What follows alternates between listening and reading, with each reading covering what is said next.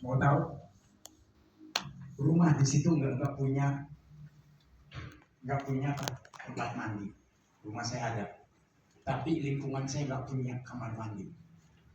Jadi tetangga saya kalau mau mandi di mana? Di kamar mandi umum.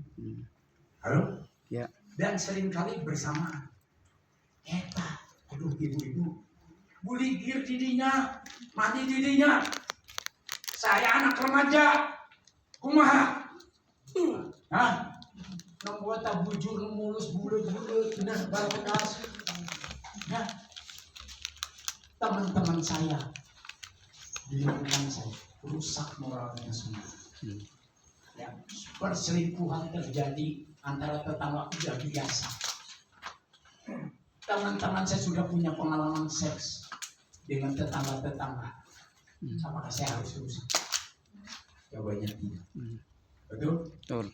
Kenapa? Karena saya punya ayah yang mengajarkan tentang pengajaran seks yang ketat.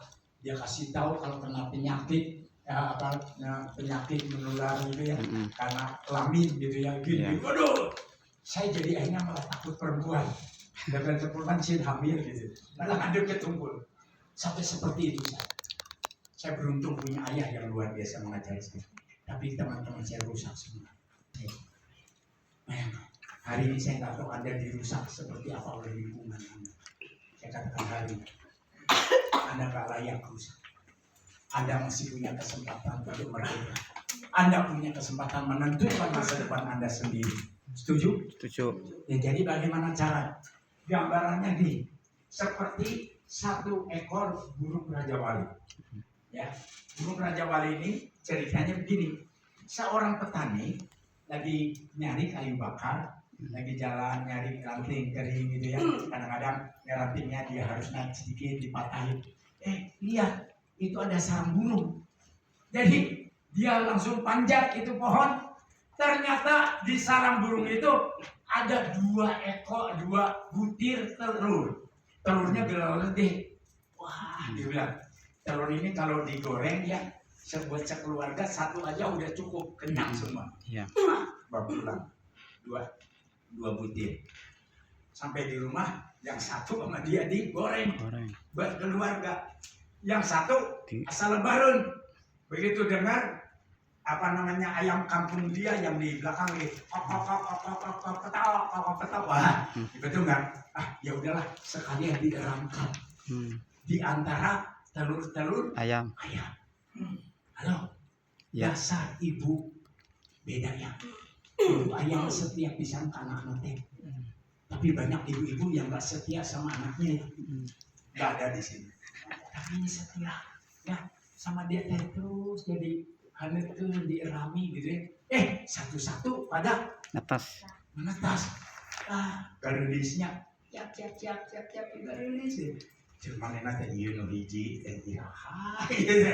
tapi namanya induk telur ya, induk ayam. Nah, dia terus dierami sampai satu hari menetas. Begitu menetas dia kaget karena banget anak dia ganteng banget. Berarti ulin jeung sah. Boga budak sih gakil. Bapaknya Arjuna. Si petaninya nyelapkeun ke dia. Nah, tapi dia tetap setia. Diurusnya seperti anak kandung sendiri. Halo, ada dia? Iya. Burung Raja Wali. Tapi dibesarkan sama ayam. Di lingkungan ayam. Jadi hidupnya kayak ayam atau kayak burung? Kayak ayam. Jadi karena koreh cok. Hidup mainan koreh cok. Dia bisa terbang nggak? Bisa. Bisa terbang nggak? Bisa. Dia punya potensi untuk terbang nggak? Bisa. Tapi tidak pernah dipergunakan, bukan? Betul. Halo? Ya. Berapa banyak mungkin di antara kita seperti saya? Sampai 40 tahun saya masih hidup seperti ayam. Saya tidak yakin saya bisa terbang tinggi. Saya tidak mungkin bisa jadi direktur. Saya tidak mungkin masuk ke kalangan masyarakat, kalangan menengah atas, nggak mungkin. Tapi saya sadar bahwa ternyata saya dilahirkan bukan sebagai anak ayam. Saya dilahirkan sebagai anak burung Raja Wali. Yes. Yes. Kita semua bukan ayam. bilang ke temannya sebelah, mana yang hayam gitu. Mana ayam? Mana Saya anak hayam? Raja Wali. Berakhir rupanya di penggorengan, terus ibu eta digoreng di kecil. Betul? Betul. Halo? Ya. Siapa di sini ayam? Gak ada. Enggak. Siapa Raja Wali? Saya. Yang terbang tinggi. Saya. Raja Wali itu ya, kalau begitu ada badai, dia terbang ada badai, turun dari atau begini naik, di bawah hiberna lebih luhur, betul nggak? Itulah kita. Jadi yang tadinya Pak Andi bilang ada banyak tantangan, ada bahaya dan sebagainya, ancaman justru membuat kita terbang lebih tinggi. Yes. Yes. Siapa siap terbang lebih tinggi? Siap. Ini luar biasa. Benar-benar asri gimana Raja Wali namanya. Hayam dirinya ini. Jadi ini kita sadar ya, bukan hanya ingat aja. Saya setiap mau lemah saya bilang, ya mana yang hayam, mana burung Raja Wali. Nah, ini luar biasa. Nah, lingkungan membentuk kita. Nah, pengalaman buruk sama. Saya berapa kali bisnis rugi. Terakhir, saya menolong anak saya bilang dapat M. Ini M-nya ditaruh di bisnis itu. Dia bilang ini cukup untuk seumur hidup, bahkan nanti jadi 3, 4, 5 rumah. Ada tenau, PA. Habis. Jadi saya betul-betul punya pengalaman, tapi saya nggak kapok bisnis. Akhirnya saya belajar, jangan sampai kita menjalani bisnis dengan tingkat risiko yang tidak terukur. Betul nggak? Kalau bisa bisnis yang nggak ada risiko, setuju? Setuju. Akhirnya saya ketemu sama Bima. Enak sih, karena apalagi saya butuh ya. Akhirnya saya beli 1 habu 3 juta. Diberi barang teh saya ganti 0,8 juta. Berarti udah untung 900.000, betul nggak? Udah gitu teh saya ketemu teman saya cerita. Dia masuk. Nah, menang duit baturan hiji asup. Nah menang 1.400.000. Namanya duit namun kira mah bisa gede, ya kan? Dan akhirnya saya keterusan sampai hari ini. Halo? Ya. Halo?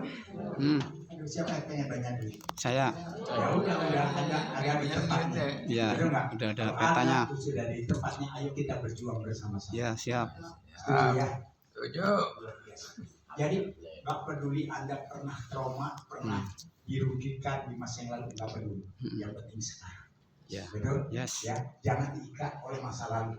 Lepaskan diri Anda, merdekakan dari pengalaman buruk apapun juga. Ya, oke. Contohnya apa? Ingat, ini terangi siapa yang bikin? Ada bison.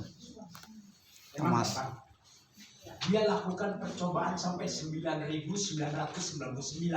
masih belum ketemu. Coba kalau dia berhenti di 9.999, nggak ada nih lampu di dunia. Ya. Betul? Betul. Gelap, tidak. Pakai cempor kabeh, betul nggak? Tapi gara-gara Thomas Alva Edison, tidak ada kata menyerah sama dia. Maka pada saat pencobaan ke 10.000, ternyata filamen yang dia aliri listrik itu ternyata terus terang. Ya, nyala terus dia. Itulah bola lampu pertama di dunia. Dan sekarang Thomas Alva Edison berhasil menerangi seluruh Dunia. ini sampai abad 21, bahkan sampai akhir daripada dunia ini. Betul. Saya mau tanya, Anda mau nggak hidup memberikan dampak dari generasi ke generasi dan membuat Indonesia menjadi taman Firdaus di akhir zaman ini? Siapa yang mau? Pak, maksudnya taman Firdaus apa? Di dalamnya semua orangnya sehat. Lalu semua tanamannya tidak ada yang mengandung racun. Ya, karena kita punya produk yang bisa membuat menjadi tumbuhan sehat dan tidak ada racun. Kemudian hewannya juga nggak ada racun. Iya.